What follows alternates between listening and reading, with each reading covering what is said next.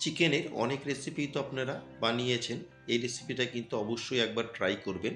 এখানে আমি ৫০০ gram chicken নিয়েছি। এর ভিতরে দিয়ে দিলাম ২ টেবিল চামচ টক দই, হাফ টেবিল চামচ করে দিলাম জিরের গুঁড়ো, ধনের গুঁড়ো, রেগুলার লঙ্কার গুঁড়ো, গুঁড়ো হলুদ আর দিয়ে দিলাম আমি এখানে হাফ টেবিল চামচ কাশ্মীরি লাল লঙ্কার গুঁড়ো।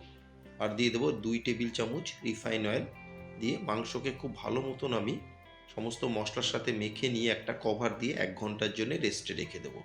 একটা ফ্রাই প্যানে তেল গরম করে ফোড়নে দিয়ে দিলাম গোটা গরম মশলা, গোটা জিরে আর তেজপাতা দিয়ে এতে দিয়ে দিলাম পেঁয়াজ। পেঁয়াজগুলোকে আমি মিনিট ৩ ভেজে নিয়ে এতে দিয়ে দিলাম টমেটো। টমেটোগুলো যাতে তাড়াতাড়ি সেদ্ধ হয়ে যায় ১ টেবিল চামচ দিয়ে দিলাম নুন। নুন দিয়ে টমেটোকে কষিয়ে নিয়ে এর মধ্যে আমি দিয়ে দিলাম আদা, রসুন আর কাঁচা লঙ্কা থেঁতো করে। সমস্ত কিছুকে ভালো মতন কষিয়ে দিয়ে দিলাম মাংস। মাংস দিয়ে একটা কভার দিয়ে আমি ১০ মিনিট রান্না করে নিলাম। তারপরে কভার ছাড়াই বাকি রান্নাটা।